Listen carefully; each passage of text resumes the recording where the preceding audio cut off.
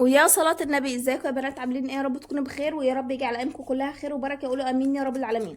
اللهم يا مغير الحال والاحوال غير حالنا الى احسن وافضل حال، قول يا رب.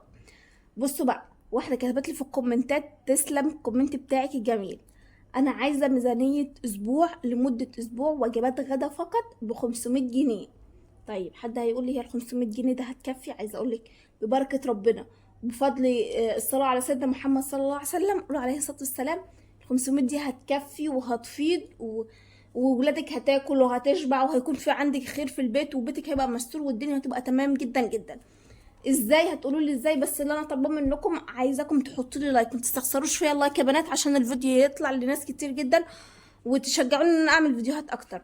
دي حاجه تانية. حاجه كمان، لو انت لسه جديده معايا في القناه اشتركي. عايزه اقول لكم نسبه كبيره جدا جدا من اللي بيتفرجوا معايا في القناه مش مشتركين فيها، فلو تكرمتوا اشتركوا وفعلوا زر الجرس. نيجي بقى على الفيديو بتاعنا المهم. انا عايزه منه وجبات غدا لمده اسبوع ب 500 جنيه بس. حاضر يا ستي، انت جيتي في ملعبي. انا هقول لك على افكار حلوه جدا جدا، وحاجات معقوله، مش هافور معاكي ومش هطلعك فوق ولا هنزلك في الارض، لا انت هتاكلي حلويات وفاكهه والبان، وهتاكلي بصي، وهجيب لك لحوم وكل حاجه اللي انت عايزاه بال 500 جنيه دول. ازاي؟ بصي يا ستي، اول حاجه خالص ادي ال 500 جنيه معايا هم. قبل ما اعمل اي حاجه وقبل ما افك واقول لك دي لايه ودي لايه، اعملي لي لايك وتعالي ما اقول لك. بصي بقى، اول حاجه خالص احنا هنطلع منهم صدقه. تطلعي من ال 100 جنيه ديت 5 جنيه صدقه، تطلعي من من كل 100 جنيه 5 جنيه صدقه. دي حاجه ماشي. فطرتي سندوتش جبنه بالطماطم، ودي لاي حد محتاجه. اي حد، اي حد رايحه تشتري طماطم، رايحه تشتري عيش. المانجا مغرقه الدنيا هي والليمون. انا هعمل لكم فيديو ان شاء الله بسبب الليمون والمانجا والحاجات دي كلها. طيب دلوقتي المانجا مغرقه الدنيا، والليمون الكيلو ب5 جنيه.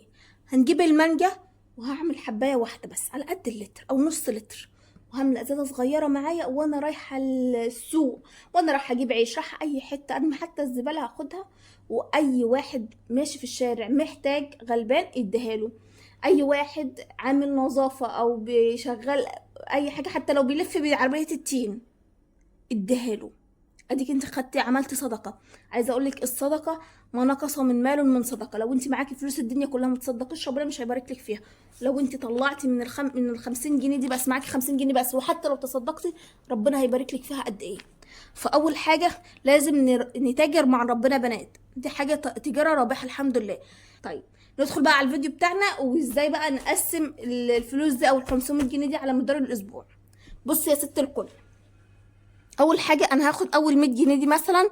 دي انا هعمل بيها ايه؟ ال 100 جنيه دي انا هروح اشتري بيها رز ومكرونه. اولا انت هتشوفي بيتك واهل بيتك ايه بياكلوا رز اكتر، خلاص هكتر في الرز. بياكلوا مكرونه اكتر، خلاص هكتر في المكرونه. ماشي. والحاجه اللي هما مش فيهم جامد مش هزود منها. طيب انا هشتري 2 كيلو رز و2 كيلو مكرونه. ال2 كيلو الرز دول، لو انت عدد افراد اسرتك كتير، يعني مثلا انتوا بتستهلكوا الكيلو، خلاص انا هشيل منهم ربع كيلو، كيلو وهاخده على جنب. طيب احنا مثلا عدد افراد اسرتنا اقل، ده كويس جدا. هناخد الكيلو ال2 كيلو، هناخد ال2 كيلو من الرز وهقسمه على نصاص، يبقى معايا 4 وجبات من الرز و4 وجبات من المكرونه. والله الاكل ما كفاش، انا هاخد الرغيف بتاعي وهكمل انا بعيش وخلاص، همشي الدنيا. عايزه اقول لكم الباميه بتتاكل بالعيش، الملوخيه بالعيش، الرز السمك بالعيش. ممكن تنوعي كل فتره والتانيه تعملي برز، انما السمك قمري العيش معاكي كده في الفرن وهو بتشوي مع السمك، بيبقى حلو جدا جدا. طالما نقدر نستغنى عن الرز تمام، نقدر نستغنى عن المكرونه تمام. عندك بانيه، خلاص انا ممكن اعمله سندوتشات بشويه سلطه وشويه طحينه وهمشي الدنيا. فدي اول 100 جنيه للرز والمكرونه. هجيب منها 2 كيلو رز و2 كيلو مكرونه، وهقسم الكيلو على نصين او الوجبه على نصين، يبقى معايا 8 انواع او 8 وجبات من الرز والمكرونه. خلاص دي اول 100 جنيه وكده، شكرا زي ما هي كده. طيب دلوقتي انا لسه عند العطار او العلاف لسه ما مشيتش. انا معايا ال 100 جنيه التانية. ال 100 جنيه التانية دي هجيب بيها ايه؟ هجيب بيها فاصوليا، ربع فاصوليا وربع لوبيا، ربع عدس اصفر، ربع عدس اللي هو بجبه. خلاص هجيب من كل حاجة ربع ربع ربع. لو هنقول مثلا الربع ب25 جنيه، عايزة اقولك انا جايبة نص عدس ب30 جنيه. اول امبارح. بصي الاسعار مختلفه من كل مكان والتاني. المكرونه كنت جايباها ب20 جنيه، فبصراحه انا معرفش الاسعار عندكم ايه، فكل واحد ايه وحسب برضو المكان. انا جبت نص العدس ب30 جنيه. نص العدس اللي انا جبته ده هعمل منه كشري اصفر، كشري مصري، وهعمل منه شوربه عدس. عملت بالنص كيلو 3 وجبات، يعني لو خدت من كل حاجه 10 جنيه. حلو جدا جدا. هنقول مثلا انا هجيب ربع عدس وربع فاصوليا وربع لوبيا وربع اللي هي اللوبيا ام عين سودا، وربع عدس اصفر، عدس بجبه. يوم همشي الفاصوليا ربع الفاصوليا ربع، يوم همشي اللوبيا، يوم مثلا مش عارفه همشي بالعدس، يوم همشي بالكشري. ودي كده انا وفرت معايا. ادي بالنسبه لي يا ستي ال100 جنيه التانية اهي خلاص. طيب انا معايا ال200 جنيه دول هعمل بيهم ايه؟ هنطلع على الخضار. هنطلع على الخضار. هجيب ايه بال200 جنيه ديت في السوق؟ انا دلوقتي مثلا قاعده في مدينه، والمدينه السوق فيها بيقعد لعند المغرب وممكن متاخر كمان. انزلي متاخر، مش هقولك انزلي بدري. كل ما تطلعي بدري او تروحي السوق بدري، كل ما بتلاقي الحاجه سعرها ايه، زي ما هو او غاليه. تقل شويه في اليوم هتلاقي السعر هادي.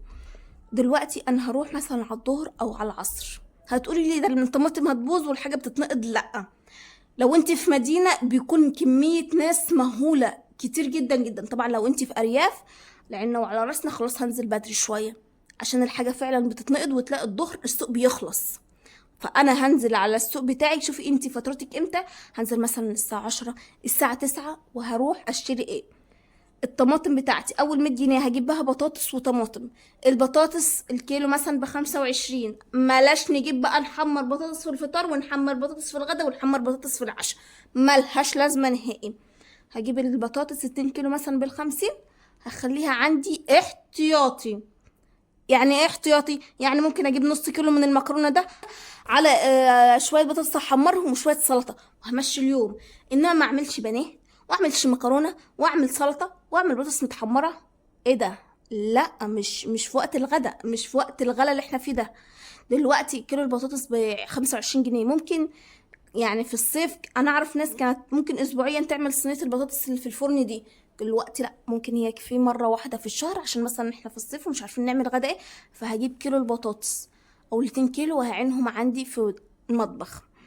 الطماطم انا جايباها يوم التلات اللي فات. النهارده ايه يا ربي؟ انا جايباها الاسبوع ده يعني ب15 جنيه. وفي ناس بتقول ب25 وفي ناس بتقول ب20. انا معرفش اماكنكم ايه. هجيب انا بالنسبه لي عايزه تجيبي طماطم للسلطه تمام. ممكن تجيبي ام 10 جنيه تعمليها صلصه، تاخدي اللي تاخديه للصلصه والباقي تعينيها مثلا. تلاقي حبيتين 3 حلوين جامدين للسلطه هركنهم على جنب، اعمل بهم سلطه، اعمل بهم طماطم بالجبنه، جبنه بالطماطم، اعمل بيهم اي حاجه. فهجيب 2 كيلو بطاطس وهجيب 2 كيلو طماطم، هاخد منها على قد الصلصه وهعينه في الفريزر. والباقي مثلا اللي لاقيه ناشفه وجامده وحلوه انت اللي بتنقي، بتلاقيها جامده وحلوه خديها للسلطه بتاعتك. طيب احنا عايزين نوفر، ممكن تقطعي الطماطم شويه وتربطيها في الكيس وتعينيها في الفريزر. ودينا احنا وفرنا في الغاز كمان يا ست، ولا تزعلي. خلاص. ف100 منهم للخضار. دلوقتي الفلفل هتجيبي نص كيلو ب5 جنيه. الفلفل غالي سعره هادي ب10 جنيه. هجيب نص كيلو هيقعد معايا الاسبوع او اسبوعين خلاص. لان احنا بنحتاج فلفل في دقه مش عارفه بتنجان، دقه باميه، دقه سمك. فانا هجيب نص كيلو لمده اسبوعين يقعدوا معايا. خلاص. نص كيلو من الفلفل ب5 جنيه. ممكن نستغنى عن البطاطس. وهجيب البتنجان الكيلو ونص ب10. انا جايباه كيلو ونص ب10 وجميل جدا جدا يا بنات. هتجيبي 3 كيلو من البتنجان وهتعيني عندك في التلاجة، هيقعد معاكي بالاسبوعين والاسبوع حسب برضو الشد بتاعك. والله ممكن امشي يوم بطاطس ببتنجان بفول وهمشي الدنيا. هجيب البتنجان بتاعي، الحاجه اللي سعرها هادي هجيبها، والحاجه اللي سعرها غاليه ممكن استغنى عنها بلاش. مش عايزه بطاطس اللي الكيلو ب25 وهتلاقي حبايتين كبار او 3 حبات كبار كده وشكرا العمليه خلصت.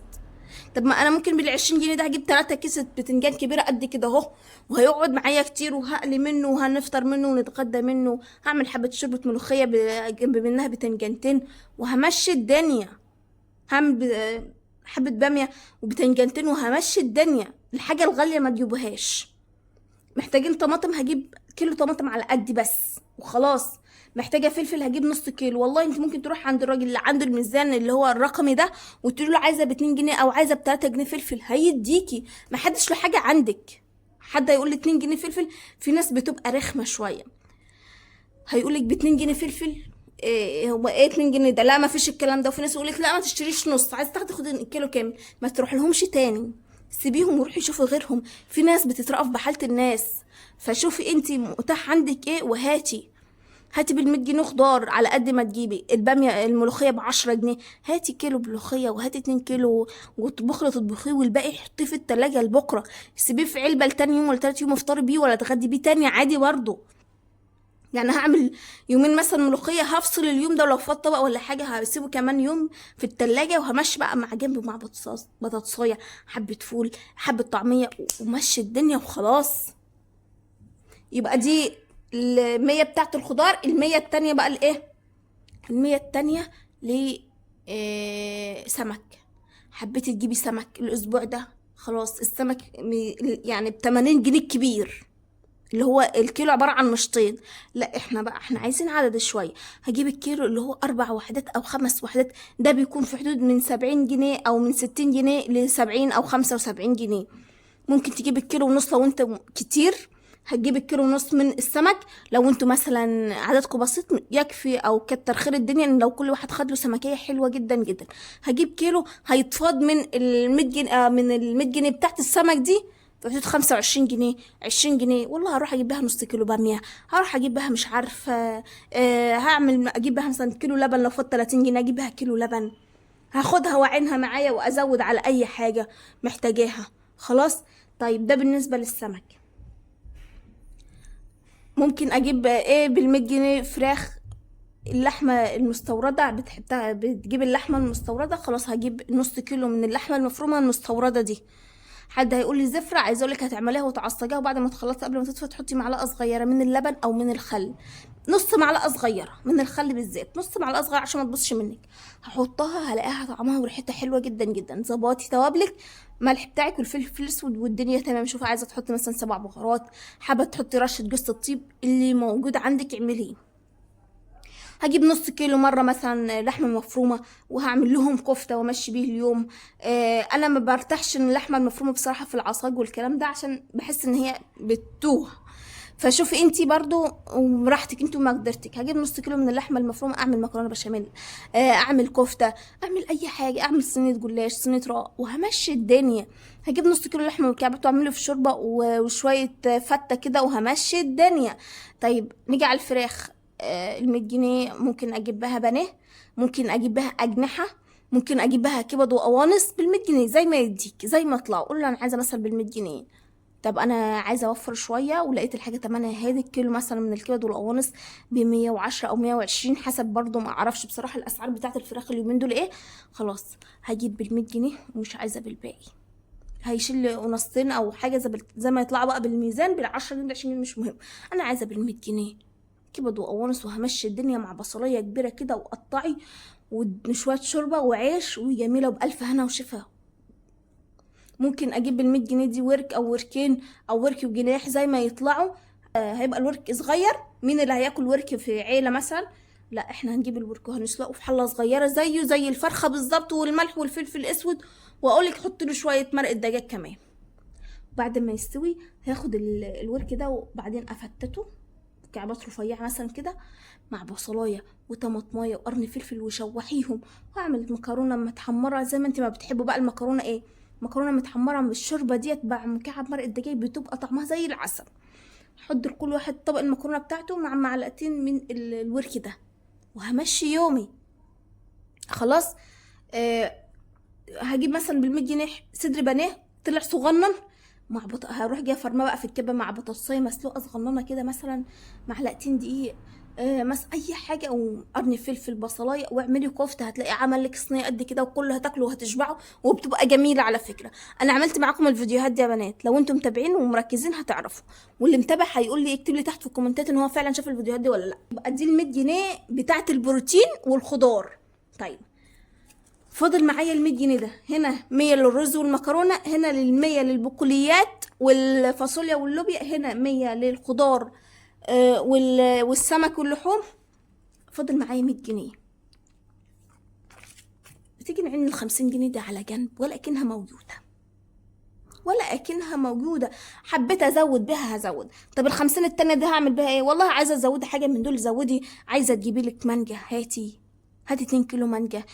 كل اللي تاكلوه وعلى جنب كده روحي جايه حاطه حبايتين في الفريزر. الليمون ب5 جنيه، هاتي كميه ليمون 2 كيلو ليمون و3 كيلو. اعملي العصير، اعملي حبه في الفريزر لرمضان. في وقت غلا تحتاجيه.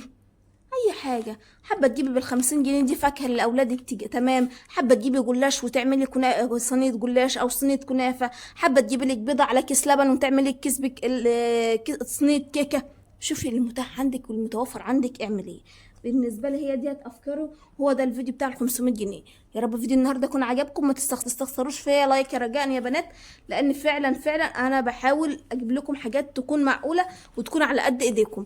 يا رب فيديو النهارده يكون عجبكم. هستنى طبعا رايكم في الكومنتات. متنسوش تحطوا لي لايك للفيديو يا بنات، وتشتركوا في القناه وتفعلوا زر الجرس وتختاروا الكل عشان يوصل لكم كل جديد. اهم حاجه ما تنسيش اللي شافت الفيديو او بتاعت الميزانيه تشوف الفيديو وتكتب لي تحت في الكومنتات ان هي شافته. اشوفكم في الفيديو الجديد ان شاء الله على الف خير. مع الف سلامه.